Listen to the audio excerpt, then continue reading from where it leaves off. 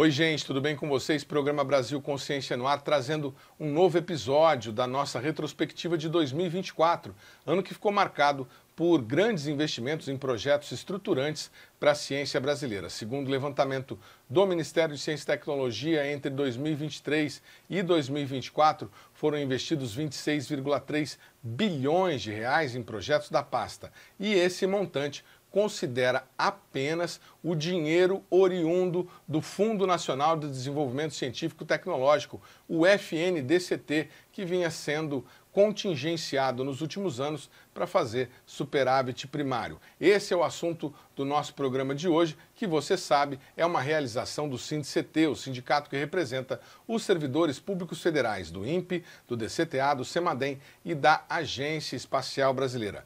Muito bem, os projetos que nós vamos mostrar, nós acompanhamos há bastante tempo. São a instalação do Laboratório de Máxima Contenção Biológica lá em Campinas, junto ao Sírios, que seria fundamental, por exemplo, para enfrentar a pandemia de Covid e fazer vacina aqui no nosso país. A gente também vai mostrar para vocês como está a construção do novo RMB, o Reator Multipropósito Brasileiro, que deve atender a área da saúde, produzindo radiofármacos e material para exames para todo o país. E também a compra, finalmente, do novo supercomputador para o INPE, que deve elevar a previsão do tempo do Brasil para um novo patamar. A instalação do supercomputador, inclusive, já começou. Veja. Você que acompanha o nosso programa sabe que o Brasil Consciência vem monitorando a situação do supercomputador do INPE, o Tupã, desde 2018. E conforme noticiamos aqui, já havia sido desligado em 2021 para a economia de energia. Agora, o Instituto está preparando o local para receber um novo supercomputador, mas nem todas as máquinas serão descartadas, conforme a gente vê nessa entrevista com o responsável pelo setor de supercomputação do CPTEC, Ivan Barbosa. Olá. E aí, Ivan, o que a gente tem aqui nesse espaço enorme, onde a gente já veio, viu o Tupã uma vez, parece que ele ainda está funcionando por ali. O que vocês estão pretendendo fazer agora, nos próximos dias, uma vez que a licitação teve seu vencedor confirmado? Então, nós temos várias atividades que estão acontecendo em paralelo. Essas atividades são basicamente para nós recebermos essa primeira máquina que foi adquirida dentro do projeto de renovação de infraestrutura de supercomputação do INPE, né? Que é o projeto RISC. Então, nós adquirimos um novo sistema de supercomputação que ele é 20 vezes maior que o Tupã do ponto de vista de armazenamento de dados. Do ponto de vista de processamento de dados, a capacidade de processar os dados, ele é 7 vezes maior. Então, para abrigarmos esse novo sistema de supercomputação, há várias atividades que nós estamos trabalhando, desde reorganização de todo o data center. Esse data center do INPE é um data center de 1.000 metros quadrados, que tem capacidade de mantermos aqui sistemas de supercomputação, clusters de processamento de alto desempenho, sistemas de armazenamento de dados, redes de alta velocidade, de forma que a gente consiga atender da melhor forma possível todas as demandas da sociedade brasileira. Então, além das mudanças, modificações, melhorias que estamos fazendo dentro do data center, no subsolo do prédio CPTEC, nós estamos também com várias atividades, desde a modernização do sistema de ar-condicionado, do sistema elétrico, do sistema de fornecimento de água, de forma que a gente consiga cada vez mais melhorando a infraestrutura científica e tecnológica do INPE para propiciar uma melhor previsão meteorológica e uma previsão climática para a sociedade brasileira e internacional.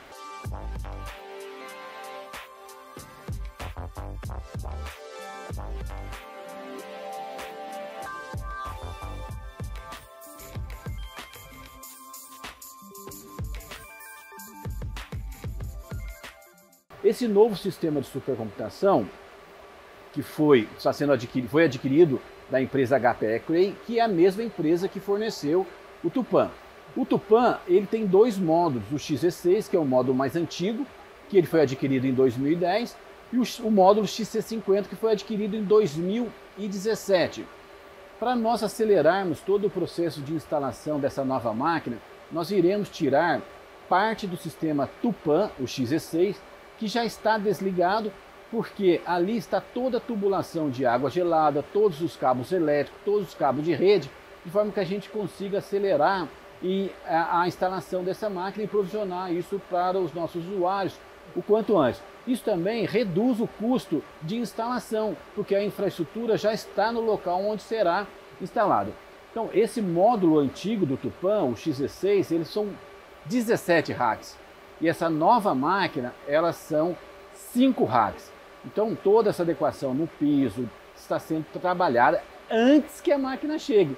Quando ela chegar aqui, é só instalá-la, ligá-la, de forma que a gente consiga fazer todos os testes, a verificação e a validação do sistema e entregar isso para que seja rodado, executado operacionalmente o novo modelo de previsão de tempo e clima, o MONAN, que é um modelo comunitário desenvolvido pelo INPE e por várias instituições de pesquisa, desenvolvimento científico e tecnológico no nosso país, como universidades, outras organizações aqui no Brasil e na América do Sul.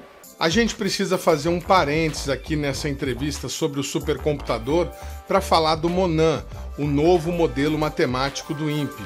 Nós já falamos algumas vezes sobre ele aqui no nosso programa, mas vale a pena ouvir novamente a Isabelle da Costa, que é a responsável pelo setor de tempo e clima do INPE, para detalhar o quanto que esse sistema vai melhorar a previsão do tempo do país. O MONAN é um modelo comunitário que está sendo desenvolvido em parceria com diversas universidades, sendo liderado aqui pelo INPE. Tá? E a ideia é que a gente tenha um modelo único, capaz de ter informações em diferentes escalas temporais, desde o nowcast, ou seja, informações refinadas com pontos de grades menores que 3 quilômetros, até as informações mais para previsões de clima. Tá? Então, o desenvolvimento do MONAN ele vai trazer tanto essa sinergia entre diferentes grupos que trabalham com modelagem do país, como também criar capacidade de desenvolvimento ainda maior do que se tem. E hoje a gente, no grupo de Nowcast, a gente tem um dos servidores trabalhando nos testes com o modelo com o MONAN em alta resolução, fazendo simulações para testar o seu desempenho para eventos severos. Você está falando que células de 3 km, vocês vão ser capazes de dizer assim, vai chover na parte alta da Barra da Tijuca. Sim. Essa informação ela não é puramente modelo, mas é uma informação que você consegue ter acompanhando os satélites e os radares meteorológicos. Agora a gente volta a falar do Tupã, com uma novidade, a possibilidade do CPTEC INPE abrigar computadores de outras instituições. Esse data center ele tem uma característica bem interessante. Além de nós recebermos as máquinas operacionais do INPE, nós temos condições de oferecer o sistema, o ambiente de data center, para outros órgãos fazer colocation. Então eles podem adquirir a máquina deles, o supercomputador deles e podem utilizar esse ambiente, que é uma infraestrutura compartilhada do Ministério de Ciência e Tecnologia. Isso acarreta em muita economia de recurso público, que é o compartilhamento da infraestrutura de supercomputação nos órgãos do governo federal. Isso já foi feito alguma vez? Já teve alguma máquina brigada aqui nessa estrutura? Não tivemos ainda a máquina brigada de outro órgão, outra entidade do governo federal, mas nós estamos conversando com alguns e oferecendo as instalações, porque tem muitas orientações de forma que o governo, objetivando reduzir o custo operacional, ele possa compartilhar sua infraestrutura de data center. Isso é um avanço muito interessante para o governo brasileiro, entendeu? E para o cidadão também, a economia de recurso público. Sobre a busca de parceiros interessados em colocar máquinas no CPTEC de Cachoeira Paulista, nós já temos novidades, que você vai ficar sabendo daqui a pouquinho em entrevista com o coordenador geral do CPTEC, Gilvan Sampaio.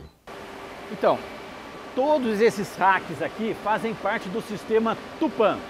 Então nós temos desse lado aqui o XC50, Essa máquina é uma máquina operacional. Ela está sem suporte do fabricante, mas ela é a máquina que roda todos os modelos operacionais aqui no prédio do CPTEC. Quando nós instalarmos a próxima máquina, o novo sistema de supercomputação, essa máquina XC50 deixará de ser operacional e será utilizada apenas para pesquisa científica e tecnológica. Não será uma máquina operacional. Esses racks aqui é o módulo X16 do Tupã, ele já foi desligado. É nesse lugar que nós vamos instalar um novo sistema de supercomputação. Então todo esse conjunto será desmontado no início de dezembro, que é a próxima semana. Por que isso tudo? Porque nós vamos usar toda a infraestrutura de água gelada e elétrica e ar-condicionado que já está disponível nessa região. E também toda a infraestrutura necessária, desde a massa dos racks na laje aqui do prédio CPTEC. Então o sistema de supercomputação, ele é composto por lâminas e as conexões de rede de alta velocidade. Essa máquina está descomissionada e será desligada já no mês que vem, ser desmontada. Uma pergunta. Esse cara aqui é o Tupã, o primeiro. Os dois são Tupã. Não, esse é o primeiro. Esse é o primeiro. A Aquele primeira máquina adquirida, é o módulo. aquela foi a expansão. Legal. Então, e o que vocês vão fazer com essa máquina? Essa é a pergunta que todo mundo faz. Então, equipamentos desse sistema que podem ser utilizados, nós iremos utilizar em outras áreas, como servidores, suítes. Agora, coisas que não tem como ser utilizado, reaproveitado, será entregue para o sistema, para o patrimônio do INPE, que dará o destino, seja para reciclagem ou coisa do gênero, entendeu? Agora, quando você fala que esses 16 caras são Tupã, o que são esses outros hacks aqui do lado? Então, o sistema de supercomputação, o usuário não entra diretamente nele. Então tem equipamentos, servidores de acesso e de gerenciamento.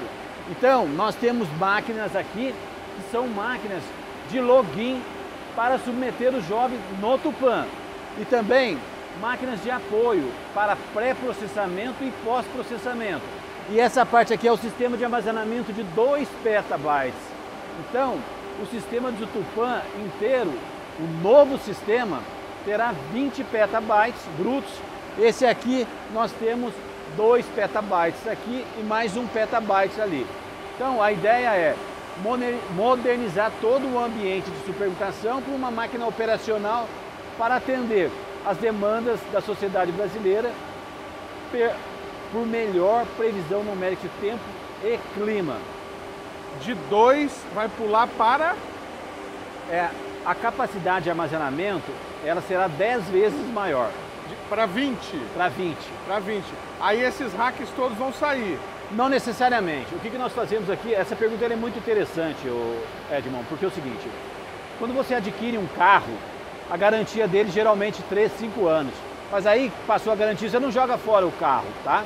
Então, todos os equipamentos que estão no nível de garantia, nós chamamos de máquinas operacionais, que elas não podem deixar de funcionar. A partir do momento que elas saem da garantia, ela entra num tier de pesquisa e desenvolvimento. Ela será utilizada normalmente, só que o suporte, o atendimento, ele leva um pouco mais de tempo. Pode levar um pouco mais de tempo, entendeu? Mas elas serão reutilizadas na medida do possível. Sobre a busca de parceiros interessados em colocar máquinas no CPTEC de Cachoeira Paulista, nós já temos novidades, que você vai ficar sabendo daqui a pouquinho em entrevista com o coordenador-geral do CPTEC, Gilvan Sampaio. Esse é o sistema de água gelada que precisa entrar no sistema de supercomputação para refrigerá-lo. Então, nós podemos observar vários encanamentos de entrada de água gelada. A água ela resfria o ambiente de supercomputação e ela desce a uma temperatura um pouco maior.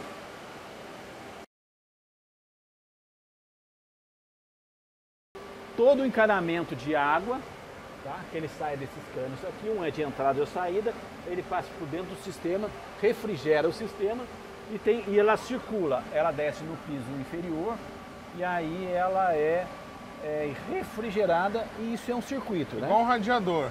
Igual um radiador, que eu vou mostrar para vocês daqui a pouco.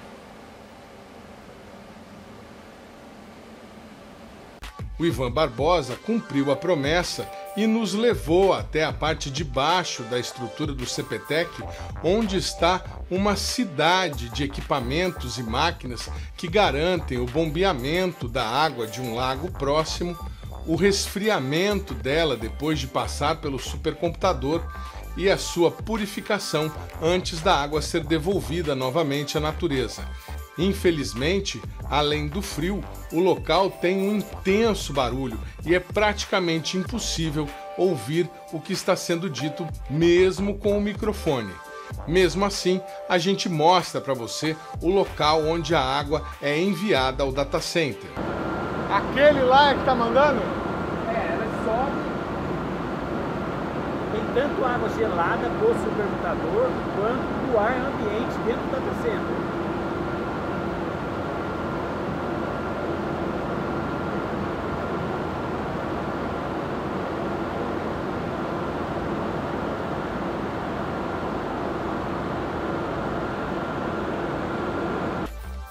O programa Brasil Consciência vai continuar monitorando a história do novo supercomputador brasileiro e estaremos de volta ao CPTEC para mostrar o início da instalação do novo equipamento.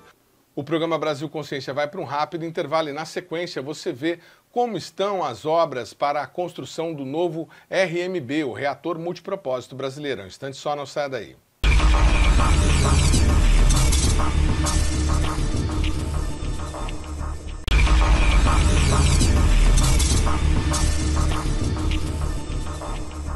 Segundo bloco, o programa Brasil Consciência de volta e a gente fala agora sobre a implantação do tão sonhado RMB, o Reator Multipropósito Brasileiro, equipamento desejado pelo menos desde 2017, que deverá dotar o país de diversas capacidades na área nuclear.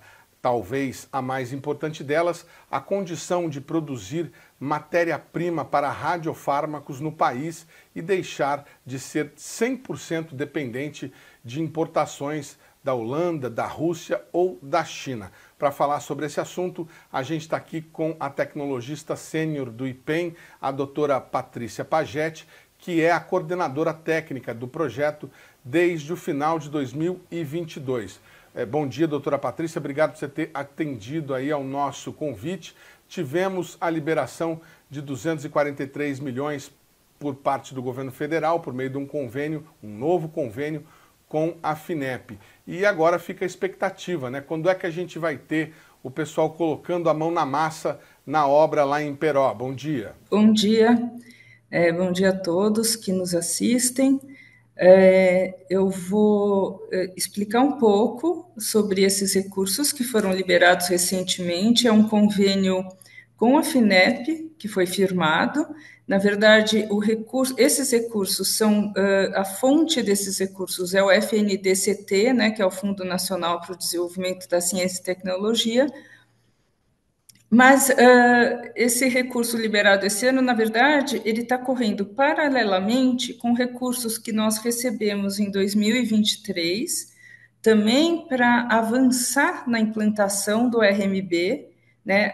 Então, a gente já está com um convênio em andamento para ser concluído em dezembro de 2025, e esse novo que foi anunciado agora esse ano, desses 243 milhões, ele vai proporcionar que algumas atividades, algumas etapas da fase de implantação avancem mais, né? Então, esse convênio de 243, ele tem uma das principais metas desse convênio, além de dar continuidade para as obras de infraestrutura que vão começar, aqueles serviços preparatórios lá no sítio, que devem começar agora, deveria começar em dezembro, o contrato está para ter assinado, mas talvez por ser uma época chuvosa, montagem de canteiro de obras, vai começar montagem de canteiro de obras no sítio do RMB, provavelmente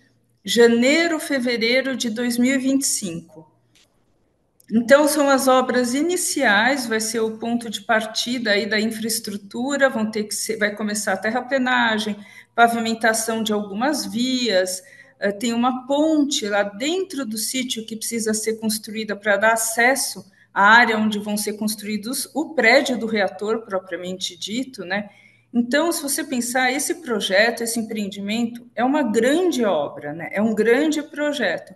E nós estamos, ao longo desses anos, avançando muito lentamente nas etapas dessa implantação. Só volto a explicar que o que a gente denomina de fase de implantação é, desde que se começou a propor o projeto, escolher local, desenvolver projetos de engenharia para o que vão ser essas instalações, até o momento que tudo for construído e comissionado. O que quer dizer isso? A gente fala comissionado é quando tudo pronto para o início de operação do reator e das outras instalações. Então, você imagina, é uma fase longa, muito complexa, né? Além do reator, tem outras instalações complexas que, em torno desse reator que precisam ser construídas e comissionadas. E esses convênios, esses recursos que estão sendo liberados, nós temos que estrategicamente distribuir em algumas etapas para avançar. Então, esse convênio liberado esse ano vai avançar nessa parte de obra de infraestrutura. Nós pretendemos começar a adquirir algumas matérias-primas que vão ser usadas, por exemplo, matéria-prima para fabricar alguns equipamentos do reator, e também dar sequência na parte toda do laboratório de feixes de nêutrons, porque o reator, o projeto do RMB, além de ser... o objetivo principal é produzir os radioisótopos que vão ser usados em aplicações médicas, né, na medicina nuclear e na indústria. Também vai ser construído um grande laboratório para utilização de feixes de nêutrons. Então, se eu contar o que é isso, são feixes de nêutrons, é um recurso que hoje você tem para fazer pesquisa muito avançada na área de ciências dos materiais, análise de estruturas. Então, esse convênio também a gente reservou, está sendo reservado, foi proposto isso para a FINEP, foi aprovado uma boa arrancada nesse laboratório de feixe de nêutrons, inclusive com aquisição de alguns equipamentos já para teste. E é basicamente isso, então, que a gente vai utilizar e alocar esses recursos, né? Como eu digo, ainda não chegamos na grande obra, que é na fase de realmente estar contratando as empresas que vão poder construir, montar, testar a parte toda das instalações nucleares. E isso ainda, esses recursos que foram liberados, eles ainda não são suficientes para poder contratar essa grande obra, vamos dizer, que vai ser a fase mais... crítica, né, determinante do empreendimento, tá? A gente também tem que avançar no licenciamento nuclear dessas instalações, porque hoje a gente ainda não tem a licença de construção do reator, a gente tem uma licença nuclear de aprovar o local onde esse reator vai ser construído, mas não temos a licença de construção. Então, a gente também está trabalhando nessas atividades de licenciamento. Licenciamento ambiental do projeto todo está avançando bastante, já temos atualmente contratado uma empresa de engenharia ambiental que dá continuidade à execução de planos ambientais lá no sítio, que também é exigido pelo IBAMA, né? Além do licenciamento nuclear, a gente tem toda essa parte ambiental para cumprir. Então, são várias etapas, várias atividades que vão ser cumpridas com esses recursos, tá? Eu não sei se eu me estendi muito na resposta, mas se você precisar algum detalhe, tiver alguma outra questão mais específica, estou aqui à disposição. Não se estendeu, não. Muito bom que a senhora pode explicar para a gente com propriedade aí todas as etapas. Apenas recapitulando para o nosso telespectador, lá em dezembro de 2022, a gente teve uma liberação de 172 milhões, que era para começar o projeto técnico, se eu não estou enganado. Aí agora eu falei 234, não é 234, a doutora gentilmente me corrigiu, 243, que são essas obras iniciais, digamos, prefácio da obra. O projeto todo, como a gente já noticiou aqui, ele está contemplado no PAC e é de R$ 1 bilhão. E a doutora falou que tem a questão aí do laboratório de feixes de nêutrons e tem também o tokamak brasileiro, que é aqui do INPE, que vai ser transferido para lá, além da estrutura militar de pesquisa para avançar com o submarino brasileiro nuclear e outras pesquisas que interessam ao lado militar do programa. Bom, a senhora está falando aí então que a gente está superando essa primeira fase. Quando que vocês imaginam que as pessoas que passarem lá por Iperó no terreno vão começar a ver uma obra? Isso. Tá, eu vou precisar corrigir você mais um pouquinho, porque Fique à vontade, por favor. esse 172 que foi liberado no finalzinho, dezembro de 2022, na verdade, os recursos entraram mesmo, né, na conta em janeiro de 2023. Uma parte desses 172 já está previsto, então, para também ser aplicado em obras e instalações, tá? Então, Pois não. por isso que eu digo, isso que está sendo contratado agora de serviços de pavimentação, de drenagem, construção da ponte, ainda vem desse recurso de 172. Pois não. O 243, uma parte desse, tá, que ainda está para ser liberado agora, talvez ainda nesse ano, vai ser para dar continuidade a essas obras, né? Então, você faz algumas vezes, você continua fazendo todas as vias internas lá do sítio, para ter acesso, e mais vamos, com esse novo recurso, construir a portaria do empreendimento, que hoje não tem, é uma cerca hoje bem frágil ali, né? Então, a gente precisa da portaria, a gente precisa também de uma cerca do perímetro para proteger toda a área do sítio. Então, isso tudo vai ser feito, executado com agora esse novo convênio. Então, tem um início, uma parte de terraplanagem e drenagem ainda daquele recurso de 172 e a continuidade agora com esses 243, tá? Além disso, então, por isso, se você me perguntar, quem passar ali na estrada, que chama rodovia, né, Sorocaba e Peró, vai começar a notar alguma movimentação. É o que eu estava comentando, provavelmente a movimentação vai começar janeiro, fevereiro, agora de 2025. Tá? Então, já vai começar a construir uma ponte lá no sítio. Então, sim, já vai ver movimentação de obra ali no terreno do sítio. Mas isso ainda está com o recurso do 172. E depois, a continuidade disso, para a gente não perder, né? Você imagina, você começa a fazer uma parte de obra de pavimentação e não pode parar na metade. Aí a continuidade vai ser com esses novos recursos.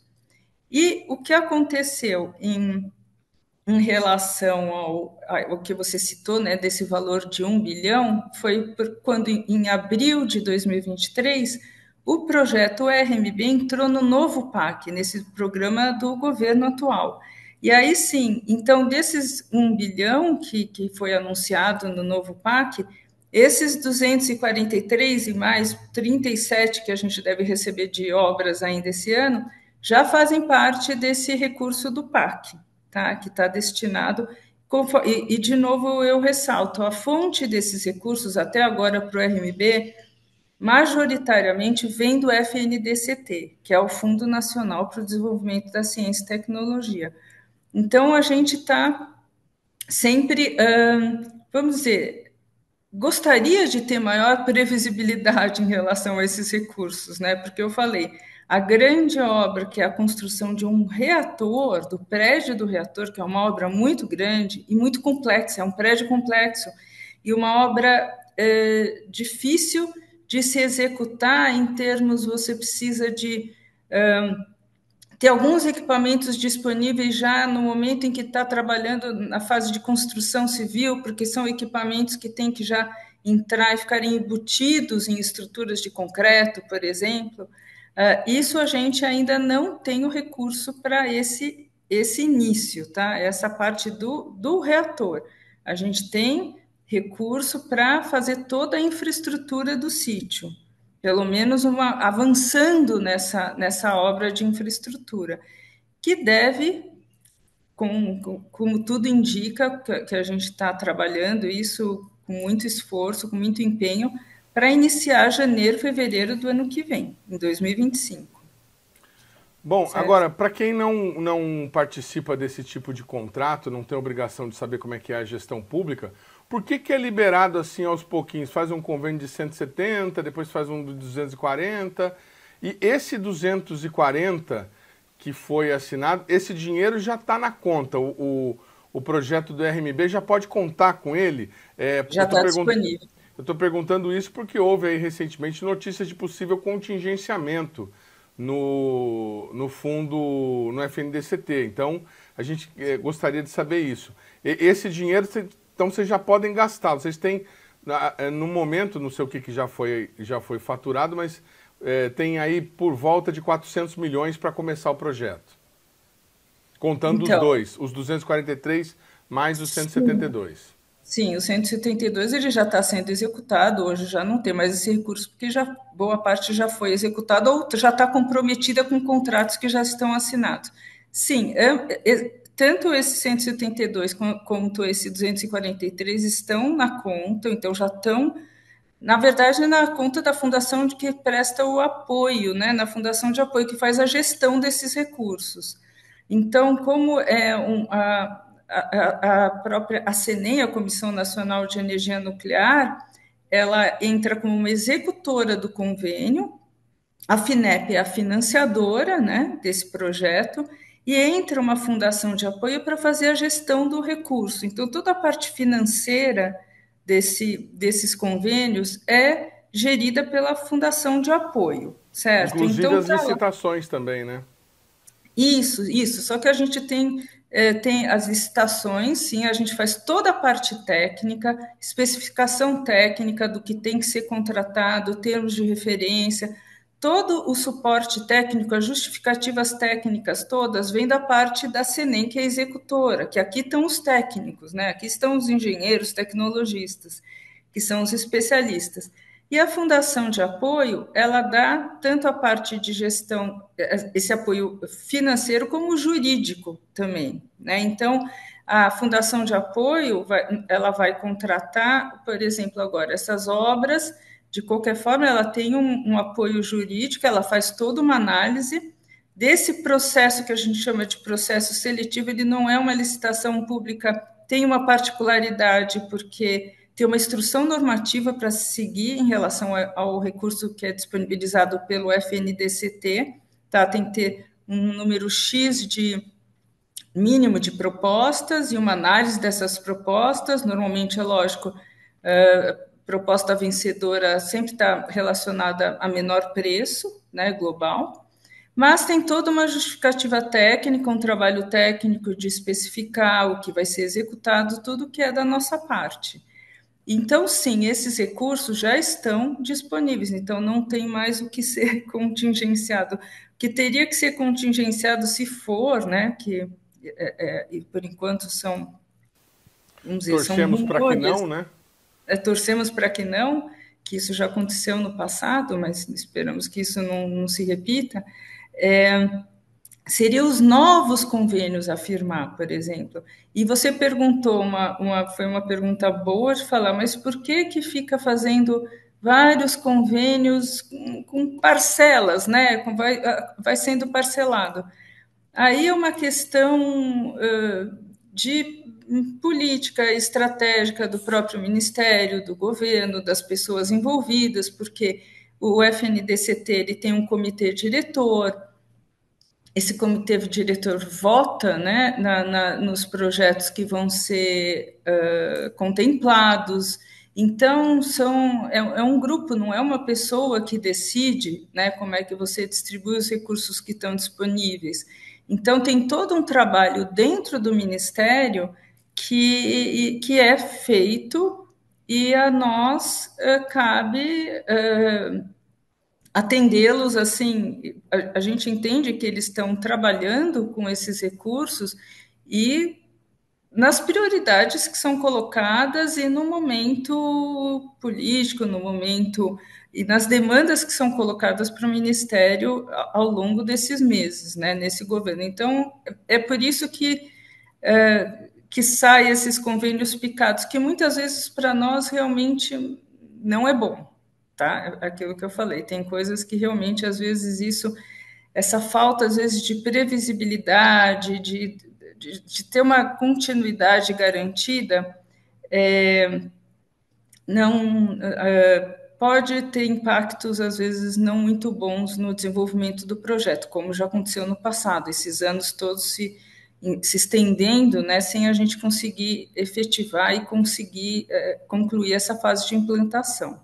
O programa Brasil Consciência vai para um rápido intervalo e, na sequência, você vê como será a instalação do novo laboratório de máxima contenção biológica em Campinas. É um instante só, não sai daí.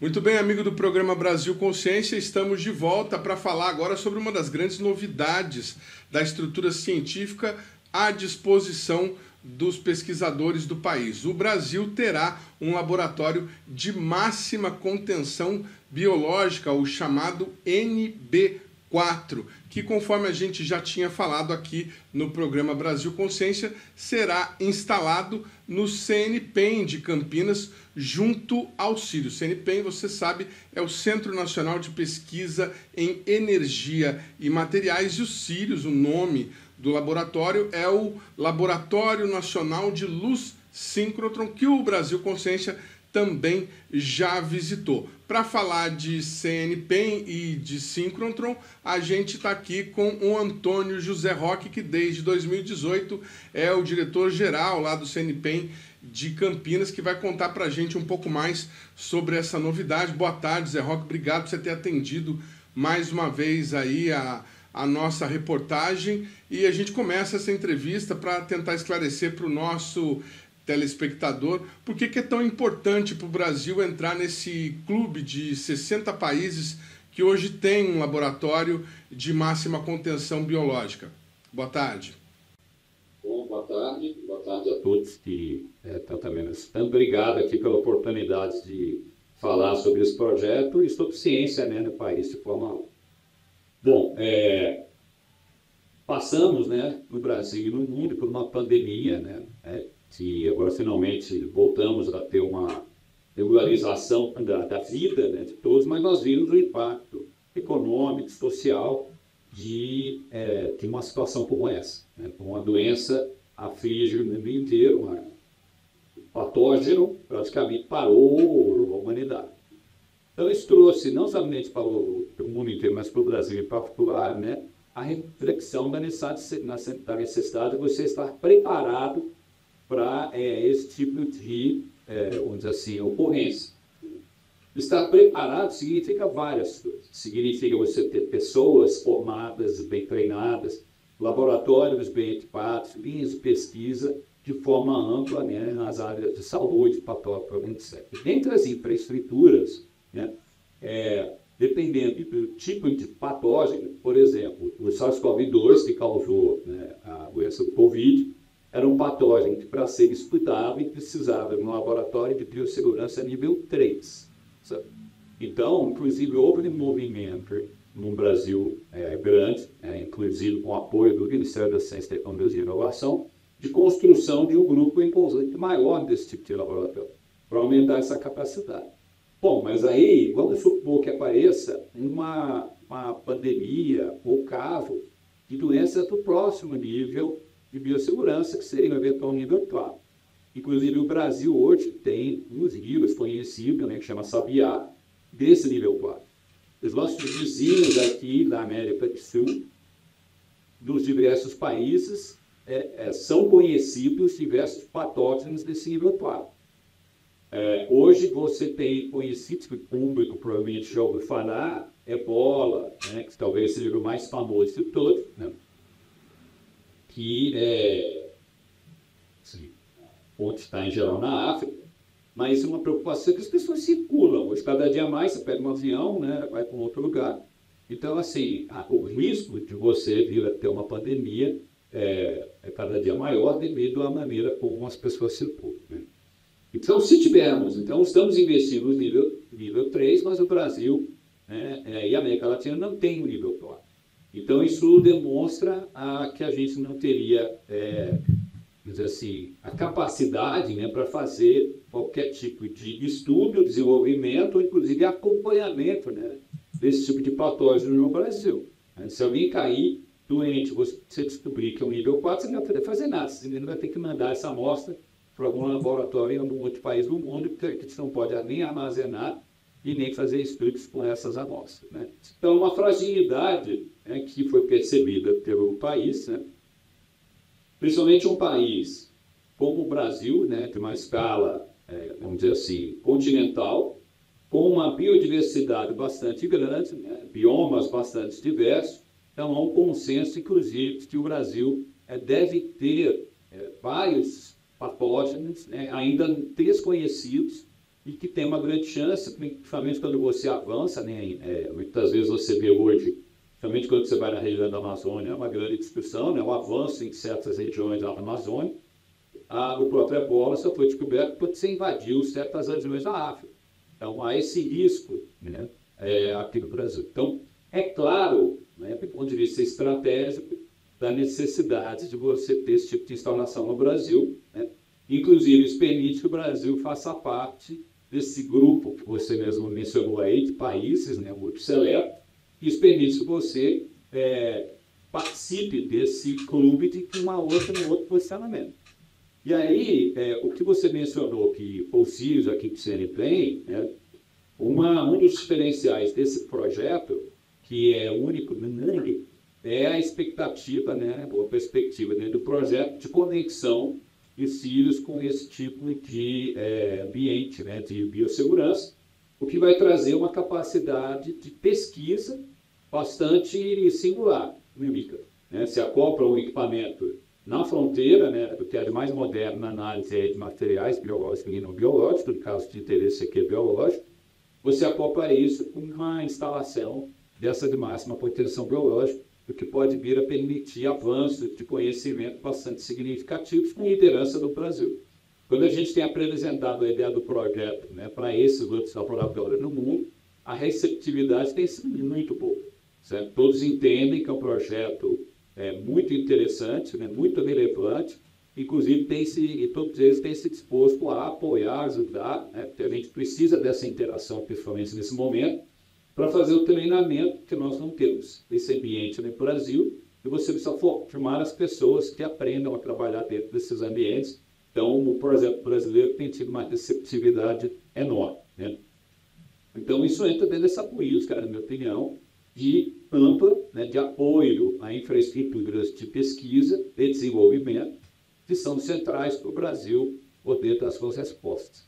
Que, inclusive, só para concluir, né, tem uma questão que também ficou muito clara na pandemia, né, que é a importância de você dominar, né, ter soberania, como a gente fala, em certos aspectos centrais do Brasil, né, ou para cada país. A hora que teve a pandemia, insumos desapareceram, certo?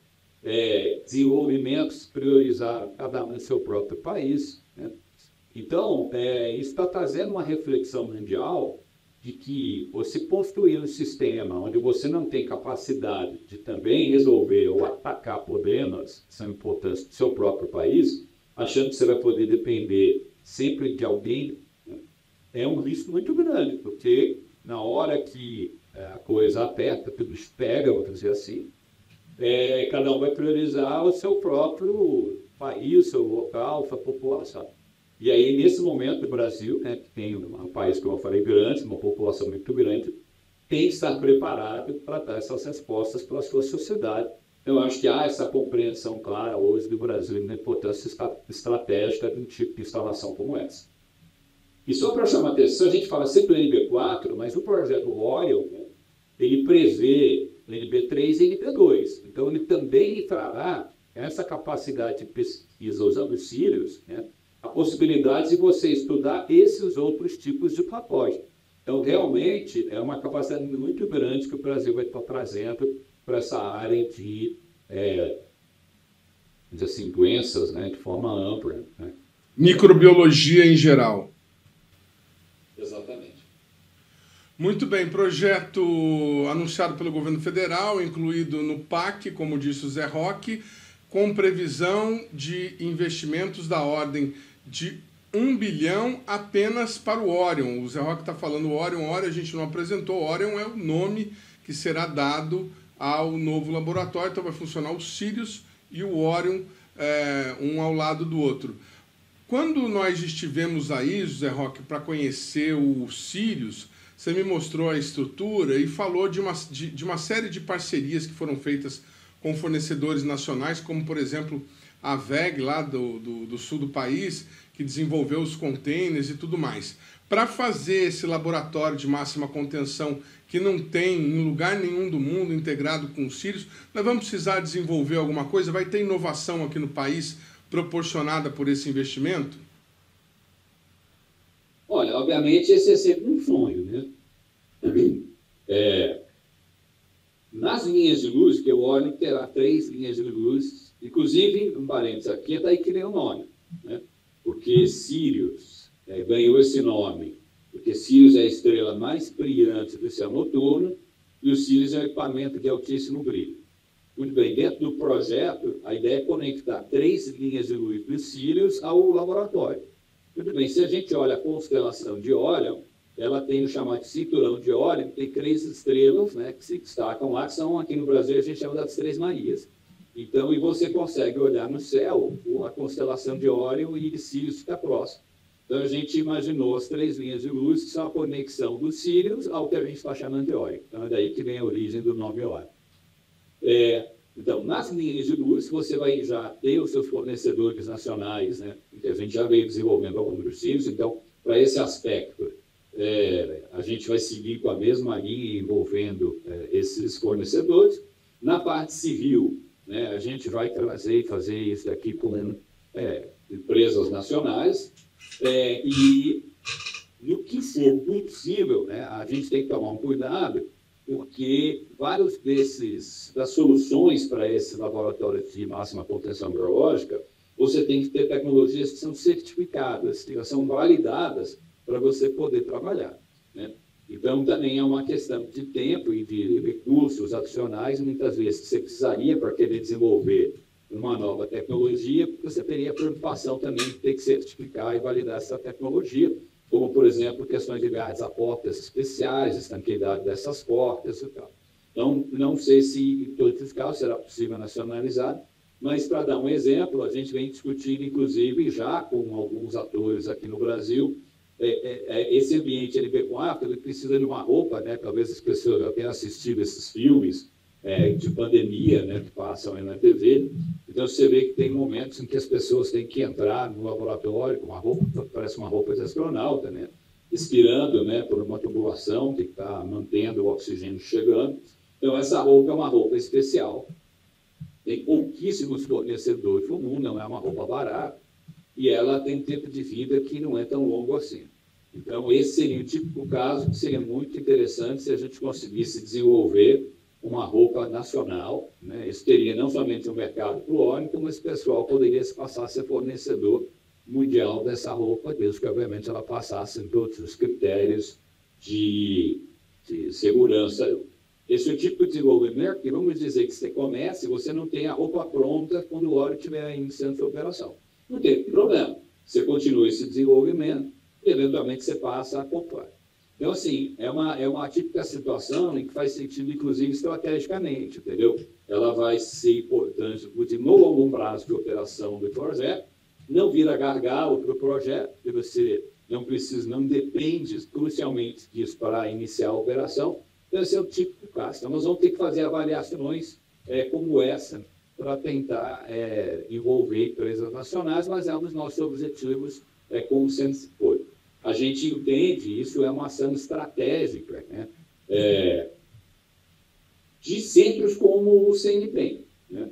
O CNPEM, similar ao Centro do Mundo, que desenvolve equipamentos, tecnologias de fronteira, né, e que vão ser importantes para resolver problemas, né, científicos e tecnológicos, ele também entende e faz um esforço para que esses grandes projetos e essas tecnologias elas impactem o setor produtivo nacional.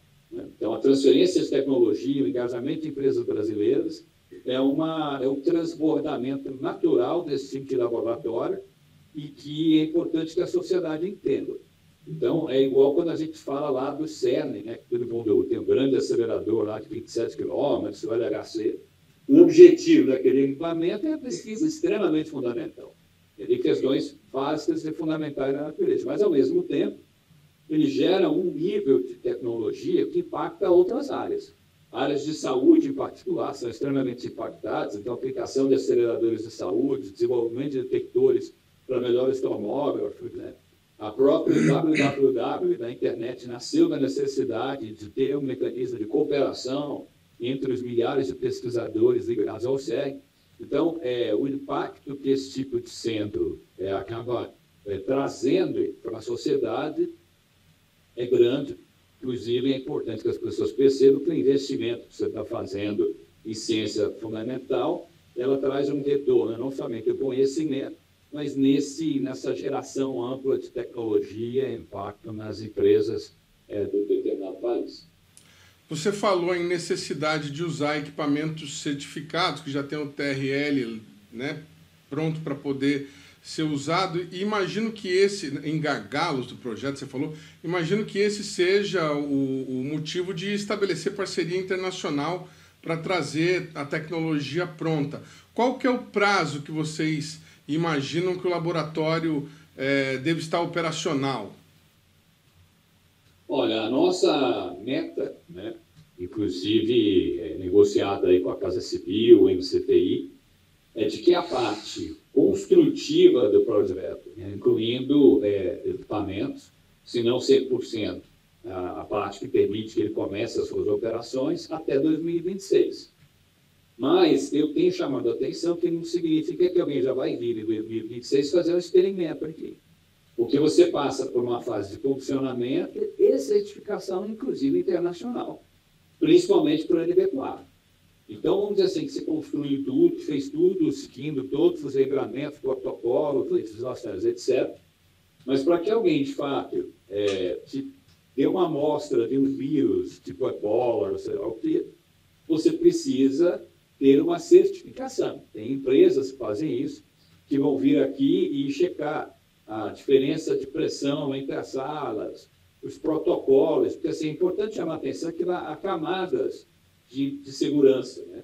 Então, você tem uma primeira camada que é a infraestrutura, é o prédio, né? É o acesso às áreas controladas, a estanqueidade das portas, o funcionamento do sistema de oxigênio, o funcionamento do sistema de filtros, que filtra, né, tudo que o ar que sai do ambiente, né, lá onde você está fazendo os experimentos, a infraestrutura para descarte, né, de tudo que você usou dentro do ambiente 4, né, é a maneira como você coleta os chamados efluentes, né, você tem que tomar um banho ao sair desse ambiente.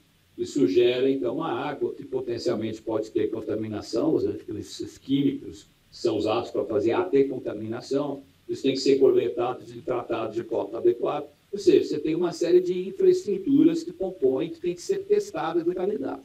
Além da infraestrutura, você tem o que a gente chama dos equipamentos de proteção individual, os EPIs. Né? Então, você tem que garantir que as luvas vão ser adequadas, a roupa é adequada e apropriada, está funcionando, né?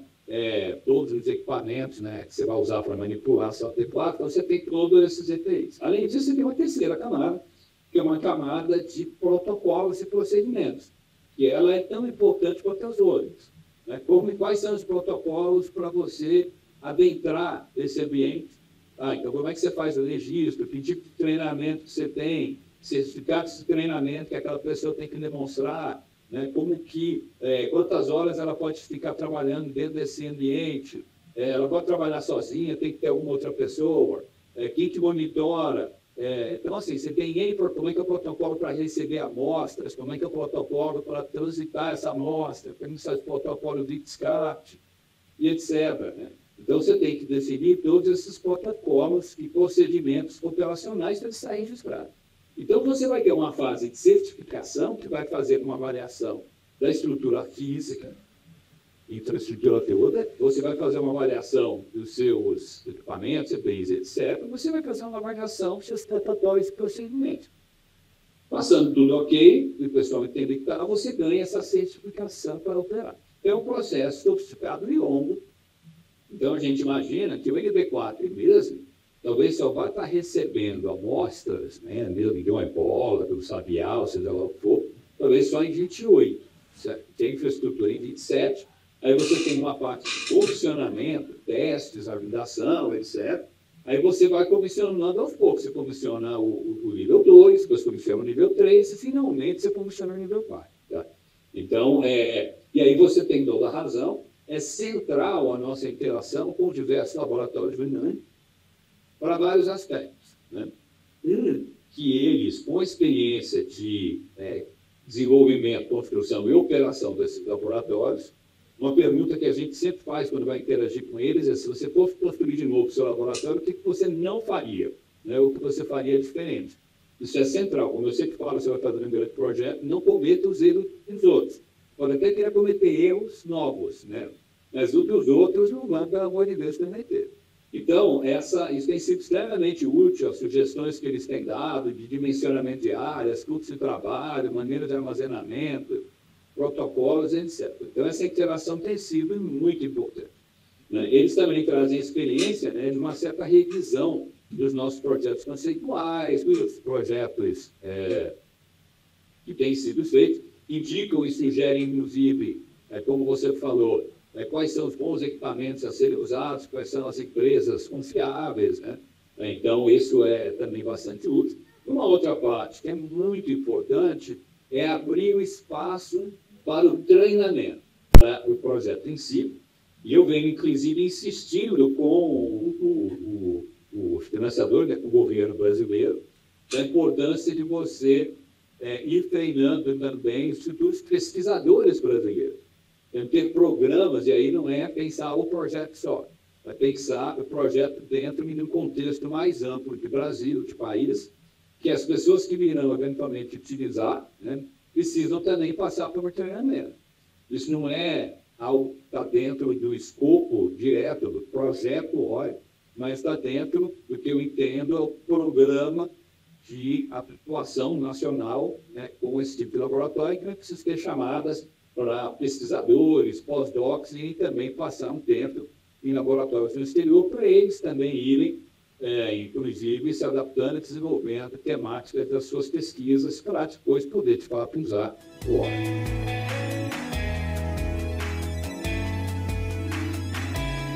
O programa Brasil Consciência de hoje vai ficando por aqui. A gente volta na semana que vem com o 4º e último capítulo da nossa retrospectiva de 2024. Até lá!